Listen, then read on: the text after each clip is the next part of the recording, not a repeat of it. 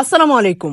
আমরা এখন আছি রাঙ্গামাটিতে। এটি একটি পার্বত্য অঞ্চল হওয়ায় কৃষিতে বেশ বৈচিত্র্য লক্ষ্য করা যায়। চলুন এখানকার কৃষি নিয়ে একটু ধারণা দেই। বেশিরভাগ অঞ্চলের মাটি লালচে এবং এই মাটির পানি ধারণ ক্ষমতা একটু কম। পাহাড়ি ঢালগুলোতে প্রচুর পরিমাণে আনারস চাষ হয়। এছাড়াও কিছু স্পেসিফিক জাতের আম, কলা, লেবু, মাল্টা, মশলা জাতীয় ফসলের মধ্যে রয়েছে আদা, হলুদ, আর যেটার কথা না বললেই নয়, কাঁঠাল। পাহাড়ি অঞ্চলের মাটি কাঁঠাল চাষের জন্য সবচেয়ে ভালো। আর একটা মজার বিষয় হচ্ছে যে এরকম পাহাড়ি অঞ্চলগুলোর এমন কোনো জায়গা নাই যেখানে কাঁঠাল চাষ করা হয় না। এরপর হচ্ছে জুম চাষ, যেটা পাহাড়ি অঞ্চলের মূল চাষাবাদ পদ্ধতি। জুম চাষের জন্য পাহাড়ি অঞ্চলের কৃষকেরা মিশ্রভাবে অনেকগুলো ফসল একসাথে চাষ করে থাকেন। এর মধ্যে অন্যতম হচ্ছে বোনা আউশ, ভুট্টা, কুমড়া জাতীয় সবজি, পাহাড়ি মরিচ।